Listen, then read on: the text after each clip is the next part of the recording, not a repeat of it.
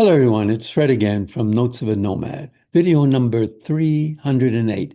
Today, I want to talk about why some people seem to live longer than others. There was some research done that some people can live 21 to 24 years longer if they do certain things in their lives. I was listening to a podcast from a fellow who was an emergency room doctor. And as such, he sees people of all ages and of all types who come in. And he mentioned one woman who was in her 90s, who was still very active. She was dancing. And he was saying she could see that type of person. And there's certain things that those people tend to do. And I remember meeting a fella back in 2017 when I was helping evacuees from the forest fires here in British Columbia. And this fella came in looking for some groceries. And he was in his 90s and he was very vibrant. I think his name was Tom. And Tom was telling me about what he did. He was an engineer, he retired, but he was very involved in marksmanship. And he ended up training the policemen on marksmanship. And he was all excited about that. And he was excited about getting some groceries and what he was going to do with them with his friend and what they're going to cook and so on. And I said, why? He was born in the 1930s. And I thought, man, when I grew up, I want to be like him. So some of the things that we do, like the mental side, or the people they give back, such as Tom. He was working with the policeman and with his marksmanship. And you find something in life, even though they may have retired. Because I remember when I was on the gold mines in South Africa, there's people would retire within a few years, they were dead because they had lost their purpose in life. The work had been everything, and they missed the mines, but they probably sat and watched TV. And that's not very good for you. So if you can give back and you can find something that you can get involved with, like Tom and the marksmanship, that's fantastic. And also maybe you can find, some purpose in life.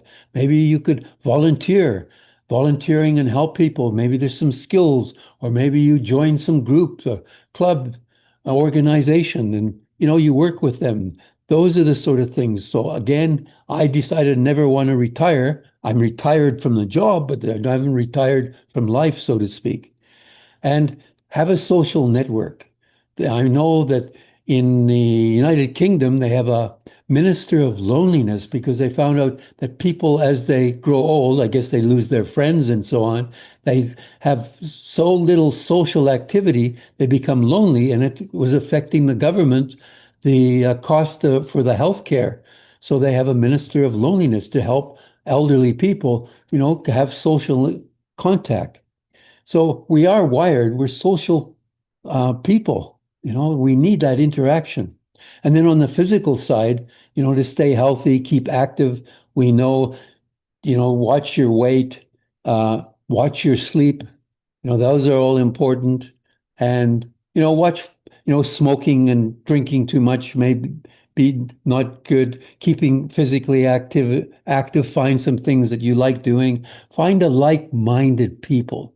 Like-minded people, join them and say, hey, we're going to go for a walk regularly, or we're going to ride our bicycles, or we're going to, play pickleball or whatever it is. Or but something, maybe go swimming, because that's a great activity as well. And you just join some friends and you meet regularly.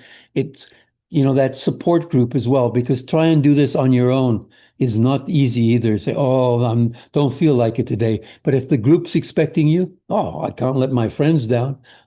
I got to go swimming, for example. So, and also what you eat, it's very important. And all this stuff is, found on the internet, what to do. The biggest challenge is how do we do it? Just take one thing, just whatever it is. Just start slowly. You don't have to change all this stuff. Just, I find that I'm eating different things.